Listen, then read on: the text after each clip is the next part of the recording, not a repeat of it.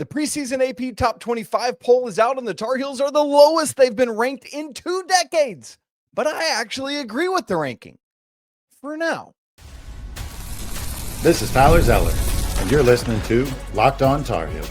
You are Locked On Tar Heels, your daily podcast on the UNC Tar Heels. Part of the Locked On Podcast Network, your team every day.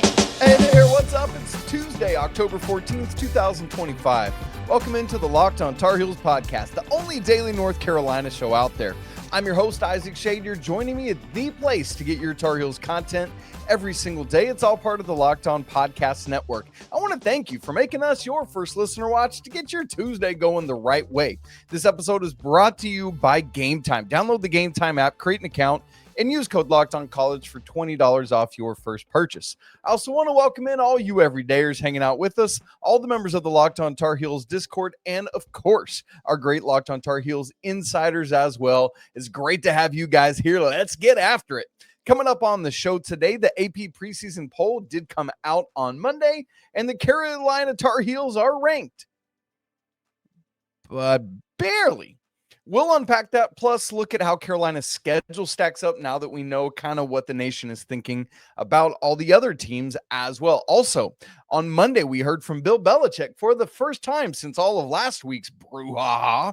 We're going to unpack that. What's to be believed? We're going to try to figure that out and more. Here we go. Coming up, let's talk the AP poll.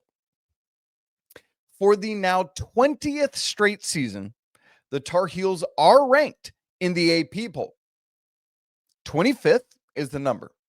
And so interestingly, 2 straight decades, but the first time in that 2-decade stretch that they've been ranked outside the top 20. That's right. In fact, here's a trivia question. If you want to do the math and figure it out, it's going to be an easy one. When was the last season that the Tar Heels were not ranked in the preseason? I'll give you a second to figure it out. And the answer in 3, 2, 1 was 2005-06, the first year right after the first Roy Williams national championship. So, you got Sean May is gone, Ray Felton's gone, McCants is gone, all that. And then comes freshman Tyler Hansbrough, and nobody knew what he was going to be. But here's the thing. Despite the fact that Carolina is the lowest they've been since the 05-06 season, literally 2 decades ago, I'm actually thinking that I feel good. Or not good. I don't want to say it that way. I actually feel okay about it, and I think it's deserved. Number one, based on what Carolina did last year, if there's any holdover in your mind, it makes sense to have them here or even unranked. I wouldn't have been shocked if the Tar Heels had been unranked in this poll. They're not, but it wouldn't have shocked me. The other thing, the other reason I'm okay for now with them being this low is that the Hubert Davis era Tar Heels have not yet earned the benefit of the doubt. There are a lot of coaches around this country where you just rank their teams high because of the coach. And unfortunately for the Tar Heels in the HD era, they've not enjoyed that yet, as Carolina did in the Roy Williams era. Let me put it to you this way. Roy Williams was the head coach at North Carolina for 18 seasons. Carolina was ranked in the preseason top 25 AP poll 17 of those 18 seasons. I just told you the one they weren't, 05-06. And in fact, it wasn't just that they were ranked in 17 of those 18 seasons. They were ranked in the top 10 in 14 of those 18 seasons. That is absolutely absurd. The ones that the Tar Heels weren't, well, obviously we've been talking about that one where they were unranked, but the 3 seasons where they were ranked but outside the top 10 was 11, 12, and 16. That's what Roy Williams did. 17 of the 18 seasons he was the head man, the Tar Heels were ranked at least in the top 16. That's absolutely insane. You contrast that, again, just 4 times in the Roy Williams era. Contrast that with the Hubert Davis era, where this is now the 3rd time in the first 5 seasons that Carolina has been ranked outside the top 10 in the first to start the season. And it wasn't like it was those crazy high ones like Roy Williams. Those 3 seasons, they've been 19, 19, and 25. Obviously, they had the year mixed in where they were number 1 in the preseason poll. There is that. And last year, they were number 9 in the preseason poll. But outside of that, 19, 19, 25. And again, I feel like that 25th spot is unfortunately the right spot for right now on paper preseason. We talked about it on yesterday's show. I think that 33rd, where Carolina is at Ken Palm, is way too low. And I recognize everything that goes into that, and that's fine. But all of that said, let me now say this. I fully believe that this team will end this season higher in the AP rankings than they are right now. And let's go a step further, that they will spend the majority of the season ranked higher than they are right now in the AP poll. I truly believe that. It might take a little bit of time to get there as the pieces come together. So 25th is good for now, but that's not where the Tar Heels are going to stay. That's where I'm at. This, to me, is a top 15 squad with top 10-ish potential. And I don't say that like, if everything hits just so. No, I think they have legit top 10 potential with this team, but they don't deserve to have that ranking right now. There's nothing they've done to put them there. Also, as part of that, the schedule coming, or the AP poll coming out, remind you of this year's schedule being a bit easier for the Tar Heels. This year, they play 13 non-con games. And in those 13 non-con games, they only play 3 teams that are ranked in the preseason. And that's number 9, number 19, and number 22, which let me go back and find who all that was. I thought I had it written down for us. Kentucky and Kansas and Michigan State. Those are the 3 games in the non-con schedule that Carolina plays. Obviously, BYU is ranked in the preseason, but that's an exhibition game, so it doesn't count for that. So you've got just 3 preseason top 25 teams in the non-con schedule, and just one of them is top 10, and that's at 9, and the other are 19 and 22. Contrast that with last year, where Carolina played 1 fewer non-con games, 12, but they played 5 teams that were ranked at the time they played them in those 12 games, so nearly half. And those teams were ranked number 1 Kansas, number 4 Auburn, number 7 Florida, number 10 Alabama, and number 18 UCLA. So last year they played 4 top 10 teams in the non-con schedule. This year, just one that's ranked there right now. I mean, the schedule is going to allow Carolina to do much, much better, and I'm okay with that. I really want to see that happen for the Tar Heels. So sum it all up. Carolina, 25th in the preseason poll. It's lower than they've been in 2 decades. I'm good with it, but they're not going to stay there. Mark it, stamp it. This Carolina team is going to be higher than that when it's all said and done. Now, we've zoomed in on Carolina for the first part of this AP Top 25 look. What I want to do now is zoom out and look more at the Top 25 Carolina schedule, other ACC teams, how my Top 25 compared to the AP Top 25. And we'll do all of that coming up in just a second. Right after I tell you about Wayfair, you guys, the holidays are going to be here before you know it, which is exciting, but getting your home ready for guests and celebrations can feel like a lot, right? Yes. Maybe your serveware needs a little refresh, or maybe the guest room could use some new bedding, or maybe you need some new, I don't know, like front porch furniture to make things look appealing when your mother-in-law is coming in, or whatever it is. Well, Wayfair has everything you need to get your home holiday ready. From Christmas trees and wreaths to bedding, cookware, and outdoor inflatables. Hello, it's your one-stop shop for every room in the house. And Wayfair makes it easy to personalize your home for the holidays with a huge selection for every style and every budget. And with free and easy delivery, yes, even on the big stuff, you can get everything you need without the hassle of huge delivery fees. So now, instead of stressing about getting the house ready, you can actually enjoy the holidays with friends and families. Get organized, refreshed, and ready for the holidays for way less. Head on over to wayfair.com right now to shop all things home. That's wayfair.com. Wayfair, every style, every home. This episode is also brought to you by FanDuel. You guys, the NFL season is here, and FanDuel, man, they got an offer that you do not want to miss. Right now, new customers can bet just $5, and if that bet wins, you're going to get $300 in bonus bets. Yeah, that's right. Pick a bet, put down $5, and if it hits, you get $300 in bonus bets to use all across the app. And when you use FanDuel, whether it's parlays, player props, even jumping in on the action live, it makes watching football all the more exciting since you got a little bit something extra riding on the matchup. So whether you're a casual fan or you love diving into all the stats and all of that stuff, FanDuel makes the game day experience all the more better.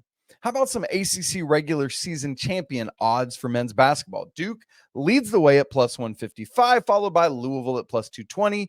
A little bit of a drop off there to Carolina third at plus 700, then NC State at plus 750, Clemson 1900, rounding out that top six with Virginia at plus 2200. So you want to get in on that ACC action? What are you waiting for? Download the app by visiting FanDuel.com today to get started. Don't miss your opportunity. All right, obviously we were honing in more on North Carolina's part of the AP poll there in the first segment. I want to zoom out though and look a little bit bigger. And so for those of you watching on YouTube, I've got right now the top, oh gosh, it looks like 13 pulled up there. I want to focus in on the top 10 where you've got Purdue and Houston. I think that's no shock. Everyone expected Purdue and Houston to be 1 and 2 in some order. I actually had it in that same order on my final preseason poll that we did for Locked On College Basketball. The next three to round out the top 5 are Florida, UConn, and St. John's. Florida, obviously the reigning national champions. They get back their entire front court, a pretty new backcourt with Boogie Fland coming over from Arkansas, Xavion Lee coming in from Princeton, whom I really wanted to be at Carolina, but that'll be interesting. UConn has reloaded. Don't expect what happened last year to happen again. This team is going to be very legit. And then St. John's rounds out the top 5. Obviously, they've got Ian Jackson now up there and a bunch of other dudes they brought in the portal. And so we'll be curious to see how they go. The rest of the top 10 there is Duke, number 6, Michigan, and Elliot Cadeau, number 7. BYU, AJ DeBansa, Carolina will play them in an exhibition soon, number 8. Kentucky, 9, and Texas Tech, and all their Cody Campbell NIL money rounds out the top 10 there. So, when you start looking at Carolina's schedule, obviously we talked about the ranked teams are going to play in the preseason. But out of that top 10, Carolina will obviously play Duke twice. They're number 6, meaning at least in the regular season, Carolina won't play any of the preseason top 5. That's really interesting, especially as we said earlier, compared to last year. They do play number 8, BYU, although it's in an exhibition opportunity up in Salt Lake City. So that'll be a good opportunity there for a team that many people think is going to be really good, for Carolina to go there and be like, hey, look, the Tar Heels are legit. Carolina also, of the top 10 teams, plays at number 9 Kentucky in the ACC SEC Challenge. If we look at the rest of the top 25 there, I don't want to zoom up too far. Carolina will play number 11 Louisville. They host them, only play them once, so that's good news. And then you see not another ranked team Carolina plays other than number 19 Kansas and number 22 Michigan State. So as I said in the first segment, not a crazy gauntlet. Of the others receiving votes category that Carolina plays, there are only 3 more of those. NC State is number 26, so literally right behind the Tar Heels. Carolina will play only at NC State. They play number 30, Ohio State, in the CBS Sports Classic. And then Virginia is tied for 40th, and Carolina plays at them. So again, not too terribly many preseason ranked teams on Carolina's schedule. And I think we'll say thank you very much. We'll take that. Now, speaking of all that, you look at it and we're hoping for the ACC to bounce back. There were only 3 ranked ACC teams: Duke at 6, Louisville at 11, Carolina at 25. And then you get a few more in the others receiving votes category. NC State is there. You scan through and you get Virginia is there as well. So just 2 more in others receiving votes. So only 5 total ACC schools received votes. That's disheartening, man. The ACC has to get back to it. We've got to wait and see that happen. Now, the other thing I always like to look at is how did I do? Because I make a preseason poll for Locked On College Basketball. And so I'm always curious, like, how did my poll compare to the AP poll? And interestingly, they are very similar. We had, as I said a second ago, Purdue and Houston. I had top my 1 and 2 as well. We had the same top 5 teams, just in a different order. I have UConn 3, St. John's 4, Florida 5. So it's the same 5 teams, just in a different order. But then we are the same, my poll and the AP poll, on 9 of the top 10 schools. The outliers. So I have Purdue, Houston, UConn, St. John's, Florida. 6 is Duke. I have that the same. 7 BYU, 8 Kentucky, 9 Texas Tech, 10 UCLA, and that's the one that's different. UCLA is 12 in the AP poll. But again, 9 of the top 10 are literally identical. That's really interesting. In fact, when you look at the whole thing, 6 teams, the AP poll and I have not only like in the poll, but in the same spot. That's pretty crazy to me. We both, the AP poll and I, have Purdue and Houston 1 and 2, and then Duke 6. The next one is Louisville 11, and then Arizona 13, Arkansas 14. Those were the other 2. So kind of crazy. We had 6 literally aligned in that regard. Kind of crazy there. And in totality, my poll and the AP poll had 24 of the same 25 teams. Funny enough, I had NC State in at 25, Carolina at 24, and the AP poll has NC State out. And in its place, the AP poll has Creighton, and I didn't have Creighton in my top 25, although I had them like 26 or 27, or no, not 26, because that's NC State, 27 or 28. So very similar alignment between my poll and the AP poll and what's happening there. But as always, look, keep in mind, it's just to give us something to talk about for these last 3 weeks before the season starts, and then it will start mattering when we see the actual regular season games that are now less than 3 weeks away. It's crazy to think about, but that's the reality. So all that said, we've got an AP poll in front of us now. It's, again, a lot of fun to see what's going on, but man, the ACC's got to do better. The ACC's got to do more. And I'll be curious to see how how the ACC can continue to progress to be back what it used to be, and if any more of Carolina's schedule opponents end up hopping in to the AP top 25, because in this portal era, I mean, it's just like throwing macaroni against the wall and seeing what sticks. And then ultimately, once they start playing the games, then we get it all figured out, right? So there's that. All right, let's switch our attention back to the Bill Belichick circus, because he had on Monday his first press conference since everything blew up last week. And boy, the stories are not seeming to line up. Something's going on. We'll try to unpack that all coming up in just a second. Right after I tell you about Game Time, college football is back. And regardless how the Tar Heels have played so far, I could not be more excited. The tailgates, the rivalries, the energy in the stands, there's just nothing like it. But let's be real, getting actual tickets can feel more like a battle than the game itself. The lines are so long, hidden fees, prices jumping once you get to checkout. You don't need to deal with that. Neither do I want to deal with that. And that's why I use Game Time, the app that gives the advantage back to you, the fans. It's the easiest way to score last-minute tickets at the best prices with no surprise fees. What you see is what you pay. And honestly, it's faster, it's cheaper, and it's so much less stressful than any other way I've bought tickets. And I absolutely love that I can find views from my seats right there in the app. You want to go to the Carolina-Kansas game? It's pretty expensive. Right now, the cheapest ticket is $480. But that price should go down the closer we get to tip-off. Heck, even the BYU scrimmage is $141 at the cheapest right now, but that's because everyone wants to see the Tar Heels. The brand is alive and well. So take the guesswork out of buying college football tickets with Game Time. Download the app, create an account, and use code LOCKEDONCollege for $20 off your first purchase. Again, that's promo code LOCKEDONCollege for $20 off. Terms apply. Swipe, tap, ticket, go. Download Game Time today.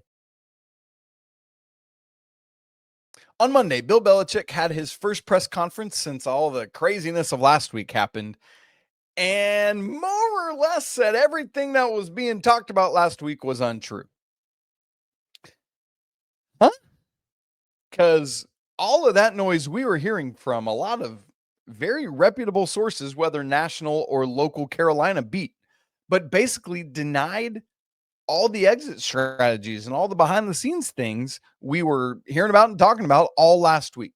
Here, like literally, this is how we started his press conference. Quote, I'll just start right off the bat with a bunch of ums and yes and all that in here. I'll just start right off the bat.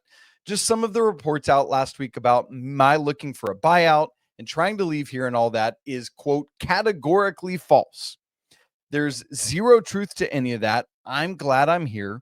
We're working towards our goals and the process. I have great support from Chancellor Roberts, Bubba Cunningham, Steve Newmark, the incoming AD, and so forth. Mike Lombardi. Those people have all been great.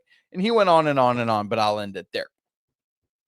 So, I appreciate that he came out and wanted to address this right out of the gate. Didn't need to wait on the media to ask him about it. It's like, hey, let's get this like monkey out. Elephant off our backs or whatever the phrase. I don't know. Phrases with animals and stuff. And I mean, there was for a random, mid-October press conference, game week press conference, there was a whole bunch of media there, whole bunch of cameras there. Bubba was there. Chancellor Roberts was there. Steve Newmark was there. Michael Lombardi was there and more people, right? But it's just like atypical for that, but it's all because of everything last week. And that just, I think it's Carolina trying to show support altogether. But I think a lot of people aren't ready to buy it because of the where there's smoke, there's fire nature of last week. It's like, dude, something don't smell right here, right? But fine, whatever. Buy it, don't buy it, doesn't bother me. What matters is that Bill Belichick is not going anywhere, which, heck, Penn State just fired James Franklin. So things could happen if they needed to. They're $50 million buyout. I would love to be paid $50 million to go away and not do anything.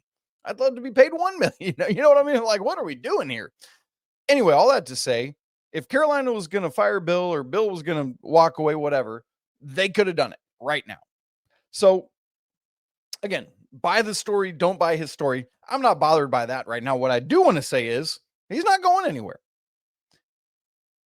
Coach Belichick goes on to say, quote, it's a learning curve. We're all in it together, but we're making a lot of progress, and the process will eventually produce the results we want like they have everywhere else I've been. Everyone's most interested in the final score, and I'm at the top of that list, but it's a process. You build a culture, you build a program, and eventually the results will come. When will that happen? Hopefully as soon as possible. We're working hard to get there, end quote. So what Coach Belichick is saying is like, basically, we recognize that things aren't going at the level we want them to. And he was asked pretty hard about it. Like Pat Welter had a very specific question directed to him about like, is this okay? Right? Like, but Coach Belichick doubles down on saying, I get it. I understand it, but we've got a plan and we got a process. And it's almost like saying we got to go through the muck and the mire and the mud before we can come out clean on the other side. We got to go through a whole process. And how interesting that he fell back on his prior successes of doing that. Like, hey, I've produced the results everywhere I've been, but we got to go through this stage first. And the cynic in me wants to ask this question. All right, coach, I hear you. I get it. Why was that not the message this offseason? If you knew that you had to go through this process, why weren't we talking this way all along? Why was there all the brouhaha of Carolina probably could be really good out of the gate?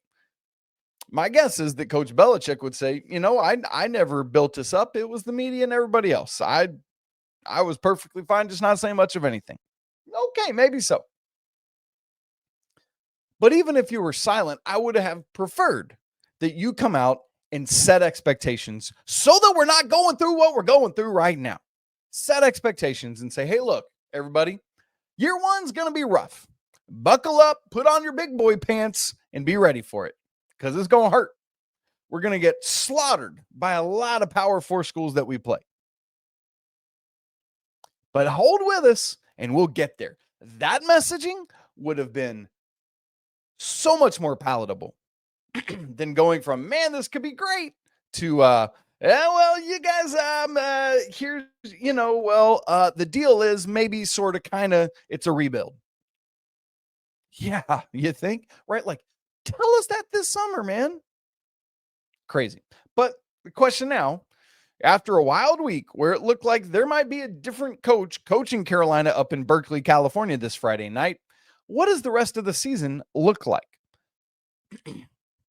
Will there be any sort of win or loss success, or will it be about looking for small victories? Will Max Johnson continue to start? How will the defense survive without Thad Dixon, who isn't, right? Like, all of this stuff. Also the Hulu documentary. Coach Belichick says, actually, it's still going to happen in some form. What? So that report was all wrong as well about it being canceled? What are we doing? And I don't think I've said this on the show. I'll say it now.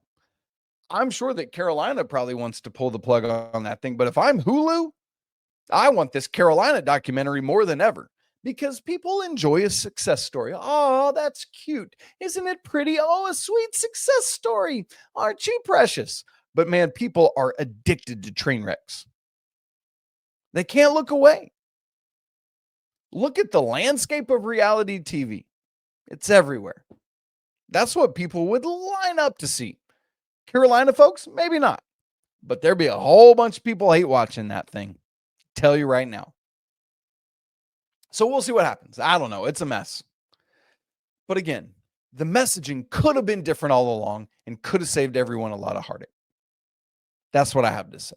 All right, guys, that's it for today's show. Great to be together. Hope that your Tuesday is going really well. Can't wait to be back together again tomorrow. If you've not joined the Locked On Tar Heels Discord, we'd love to see you in there. If you're not an insider, come join us as well. That link is in the show notes. Man, it's a great place to be, to go even deeper and be more involved with what we got going on.